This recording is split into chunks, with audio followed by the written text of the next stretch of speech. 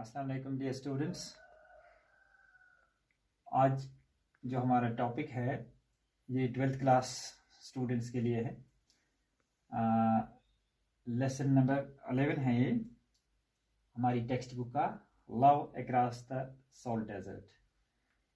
It's written by K.N. Daruwala. Daruwala is an Indian writer who writes in English. He is born 24th January 1937 in Lahore, Pakistan. And his published works include Saward and Abyss, Apparition in April 1971, and Classic of Rivers 1976. Now, what about our topic, Love Across the Salt Desert? Let's discuss it. Rann of Kutch. The Rann of Kutch.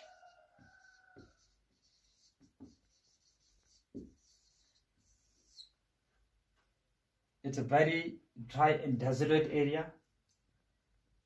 Gives us in desertic appearance. In एक सनसान बहरान एक रेगिस्तानी जैसा इलाका है और इसको पार करना, इसके आर पार जाना एक बहुत ही डिफ़िकल्ट काम है। लेकिन फिर भी एक लड़का जिसका नाम नजफ हुसैन है, ये इस साल्ट लेक को, इस एरिया को, यानी इस इलाके को पार करता है और हमारे हमसाए मुल्क पाकिस्तान में पहुंच जाता है। तो क्यों ये ऐसा वेंचर लेता है, जान जोखों का काम करता है, इसको थोड़ा सा डिस्कस कर लेंगे, जो हमारे फर्स्ट पैरा से शुरू होता है। हमारी जो हमारी स्टोरी शुरू हो रही है कि फर्स्ट पैरा में इसको डिस्क्राइब किया गया है कि जो कच्छ का इलाका है, जो रन ऑफ कच्छ है, ये बिल्कुल कभी इसमें वो सब्ज़ार होता था, कुछ झाड़ियाँ उगती थी, लेकिन ड्राफ्ट की वजह से, खुश्क साली की वजह से, यानी जो सालों तक रही, ये बिल्कुल भूरे रंग का पड़ गया है। ऐसी शक्ल ये पेश करता है कि जैसे किसी चीज़ को, किसी ईंट को किसी किलन में पकाया गया है और फिर इसके बड़े बड़े जो वो चंक्स हैं, जो इसके तख्ते हैं, इसमें ज़मीन में फिट कर दिए गए। ऐसी शक्ल ये कुछ पेश करता है। अगर कभी बादलों का गुजर हुआ भी इस रन ऑफ कच्छ के एरिया से, तो ऐसा लगा कि इन बादलों ने इस एरिया को नज़रअंदाज कर दिया है। उन्होंने बरसने की या बारिश बरसाने की जहमत गवारा नहीं की। तो ये वजह है कि जो वहाँ पर लिविंग बीइंग्स थे, चाहे वो प्लांट्स थे या एनिमल्स थे, फॉर एग्जांपल हमारी जो ऑक्सन थे या काव्स हमारी थी, पेट बकरियाँ थी, इस इलाके की इस कहत साली की वजह से मर गई हैं। सिर्फ एक रेस बची है, वो है कैमल की रेस। क्योंकि कैमल जो है ये एक किस्म के, जो कैमल की झाड़ियाँ ही कुछ कांटे होते हैं, ये इन कांटियों पर वो चरने की, इनके खाने के माहिर ही, जो रेगिस्तानी इलाके में आमतौर पर उगते हैं। इस वजह से ये रेस जो है, कैमल की रेस, अभी ये अनइफेक्टेड सी लगती है इस खुश्क साली की वजह से। लेकिन 2 या 3 साल हुए हैं कि जब वहाँ बारिश हुई है, बरसात हुई है, तो ये एरिया जो है, वहाँ पर फिर से घास वगैरह जो उगने लगी, वो लोगों के या एनिमल्स की जान में जान आने लगी। इसकी वजह ये है कि एक पाकिस्तानी लड़की जो इस इलाके में उस वक्त आई थी, जिसका नाम फातिमा था, और जब जिस दिन फातिमा वहाँ आई, उसी दिन वहाँ बारिश हुई। तो इस वजह से ये जो लोग थे, फातिमा का आना उस इलाके के लिए एक ब्लेसिंग समझते हैं। सब लोग, ये बात उनका कहना है, ये सब लोगों की ज़ुबान पर था कि फातिमा का इस इलाके में या इस गाँव में आना जो था, एक अल्लाह की रहमत से कम नहीं था। ये मुबारक दिन था उसके पाँव जब इस गांव में पड़ गए तो उसी दिन बारिश बरस गई। और फातिमा कौन थी? ये पाकिस्तानी इलाके के एक गांव की देहाती लड़की थी, और उसका बाप जो था वो एक स्पाइस सेलर था, मसाले बेचने वाला एक बंदा वो था, और मसाले वो क्लोव्स और सिनेमन बेचता था।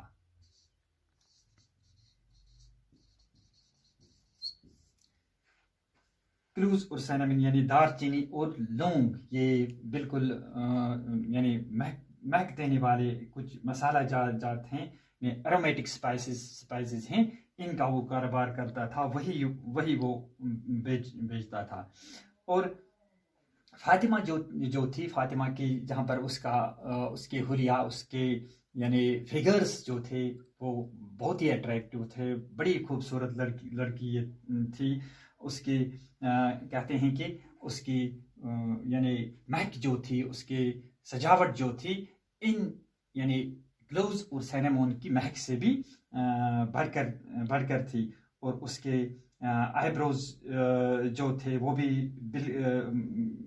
इंतहाई खूबसूरत थे। इसी तरह से उसके जो ब्लैक हेयर थे, यानी उसकी वो काली काली जो जुल्फी थी, वो भी यानी हर एक देखने वाले को उसकी तरफ वो अट्रैक्ट करती थी। उससे वो इंतहाई महजूज होते थे। तो उसने भी इस डेजर्ट को पार करके हिंदुस्तानी में इलाके में वो उसी दिन आई थी जब उस इलाके में वो बारिश बरसी थी। अब जो हमारा एक्चुअल जो हीरो है वो है नजब हुसैन। इस कहानी का नजब हुसैन उसके बाप का नाम आफ्ताब अहमद होता है, लेकिन नजब हुसैन इस लड़की के बारे में सोचता है कि इसके लिए वो क्या कर सकता है। पहली बार जब नजब हुसैन इसके लिए यानी कुछ करने की सोचता है, क्योंकि नजब ने वादा किया था जब वो कभी यानी कुछ साल पहले पाकिस्तान गया था जमान के साथ या अपने बाप के साथ, तो उस दिन वो इसकी मोहब्बत में गिरफ्तार हुआ था। अब वो कुछ करना क्या चाहता था, वो वहां जाना चाहता था। अब नजब हुसैन कुछ स्टेप्स लेता है। और नजब ने क्या किया, वो पहले वहां से घर से जब निकला तो उसने एक ब्लैक हिल वहां पर है जिसका नाम है काला डूंगर।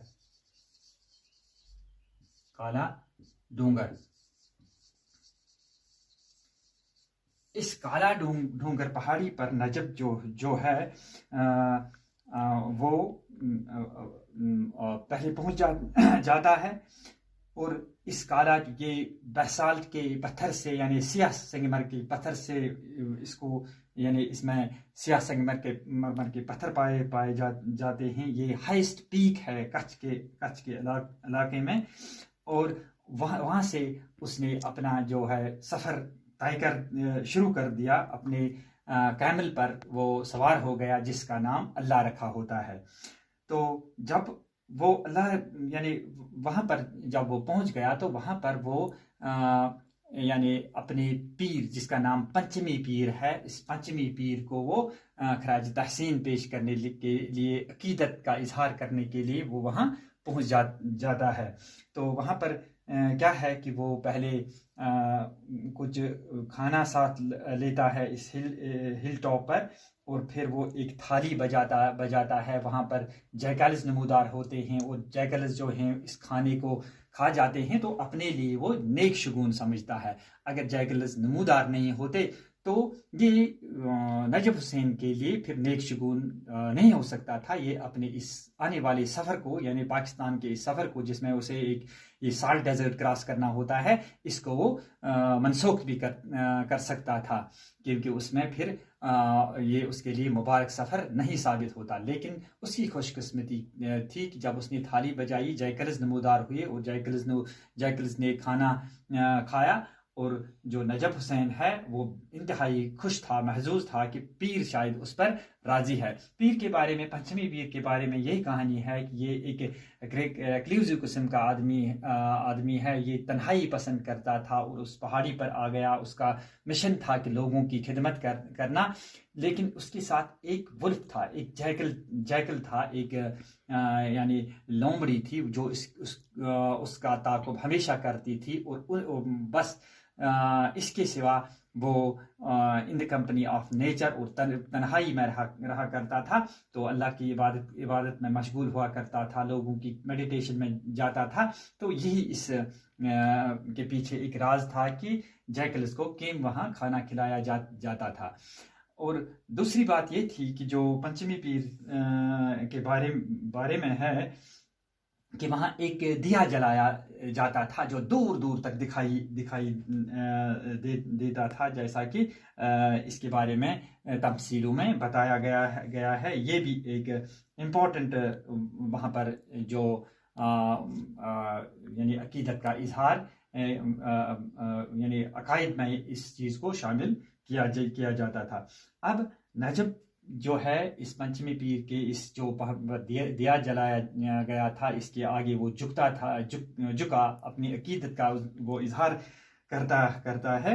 और आगे से वो इस सवाना के इलाके, सवाना का मतलब है कि जिस इलाके में बहुत सारी घास, यानी जो घास वहाँ उगी हो, झाड़ियाँ उगी हो, सरसब्ज दिखाई दे, उसको वो क्रॉस करने की कोशिश करता है।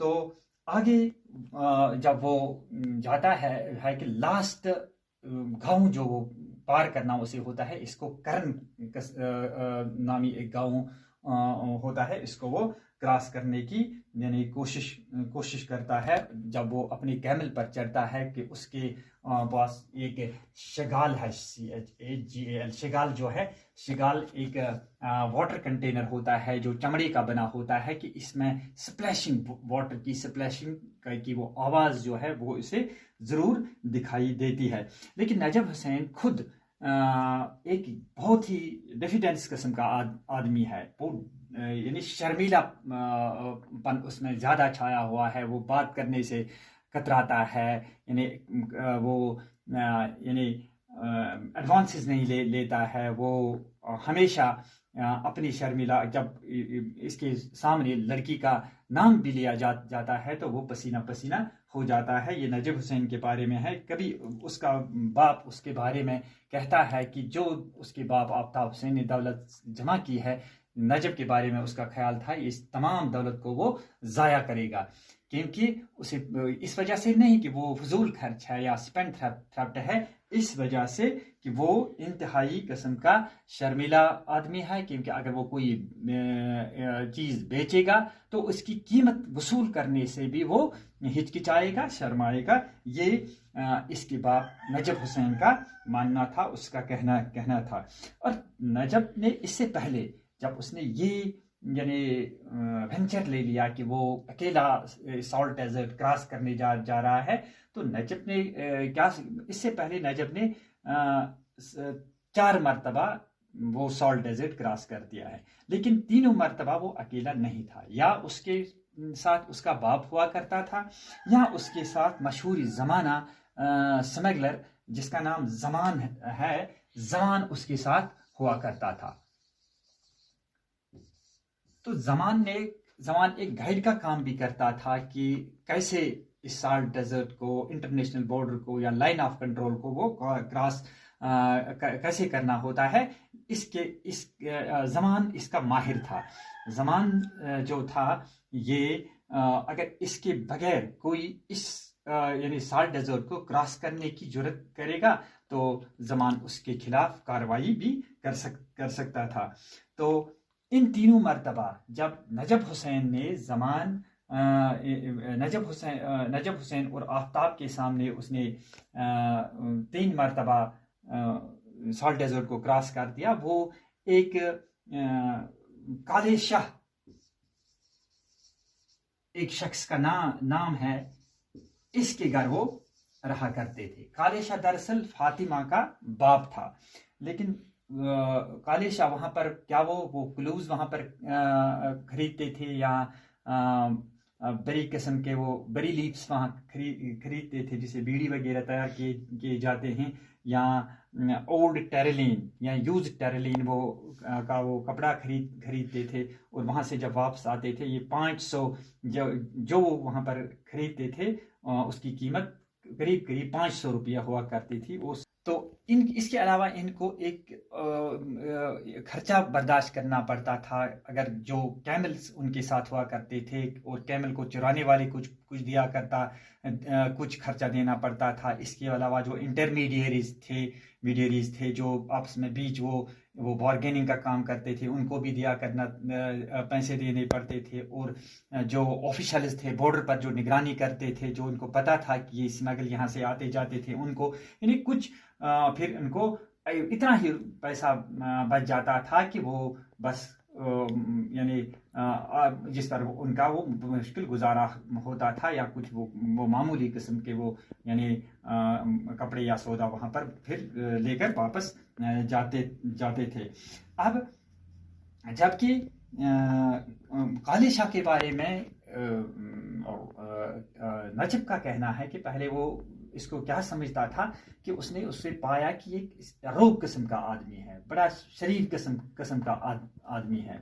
ये यानी उसका गोल गोल चेहरा हुआ करता था, आमतौर पर वाइट और ब्लैक किस्म का तहबन पहना करता था। और अपनी जब वो सौदाबाजी करता था तो इंतहाई हरदर्मी दिखाता था। ये काले शाह के बारे में यानी इस पैरा में तकरीबन पैरा नंबर 6 था ये, इसमें इसका इजहार कर दिया गया था। इस नजब ने पहली बार अपने बाप को फहश कलाम करते हुए देखा जब वो जमा इसी काली शाह के साथ सौदेबाजी करता था। ये एक किस्म का ये काले शाह के बारे में जो फातिमा का बाप था। लेकिन अब फातिमा के बारे में कह रहे हैं कि ये एक हूर किस्म की लड़की थी, जैसे जन्नत की हूर जिसे कहा जाता था। इंतहाई वो रेडिसेंट शाइस्ता लड़की थी, इंतहाई खूबसूरत। लेकिन इसकी यानी किस्मत बुरी थी कि इसको अपना बाप एक ऐसे आदमी से शादी करने पर मजबूर करता है जो तितलाता है, बात ठीक तरह से नहीं करता है, और जिसका लोग मजाक उड़ाया करते हैं। अब फातिमा जब नजब को देखती है तो एक धम में वो इसके मोहब्बत में गिरफ्तार हो जाती है, मुस्कुराती है। लेकिन नजब भी उसकी मुस्कुराहट का जवाब आमतौर पर देता है, लेकिन मुस्कुराहट से उसका रिस्पॉन्स देता है। लेकिन मसला यह है कि फातिमा की बहुत कोशिश के बावजूद भी नजब को वो बात कराने में नाकाम होती है, क्योंकि पहले ही मैंने कह दिया कि नजब जो है इंतहाई शर्मीले यानी किस्म का आदमी था। लड़की का नाम सुनकर वो पसीना पसीना हो जाता था। अब लड़की के सामने आमने सामने आकर वो इसे बात कैसे कर सकता था। बहरहाल अब फातिमा की ये मुसीबत थी कि फातिमा की ये मुश्किल थी कि एक तरफ से उसको जिस लड़के से उसकी शादी कराना चाहती वो तितलाता था, वो स्टैमरर था, और जिस लड़के के यानी मोहब्बत में वो गिरफ्तार होती थी, जिसे खुद शादी करना चाहती है, वो बात नहीं करता है। वो इंतहाई शर्मीलेपन का आदमी है। इसके बारे में कहती है कि फातिमा क्या कहती है, just my luck to run into mutes. मेरी किस्मत ही ये है कि मैं जैसे घोंघू में मैं कूद पड़ती हूँ, या मुझे घोंघू के सोबत में डाला जाता है, या अगर मैं खुद भी कोशिश करती हूँ तो मुझे ही घोंघू का ही सहारा मिलता है, घोंघू से ही साबिका पड़ता है। तो ये इसका फर्स्ट लेक्चर है। इसको नेक्स्ट लेक्चर में हम इंशाल्लाह ताला आगे इसमें वो डिस्कस करेंगे कि आगे इस स्टोरी में क्या होता है, नजब कैसे सॉल्ट डेजर्ट को क्रॉस करता है और कैसे वो फातिमा को वहाँ से वापस लाता है।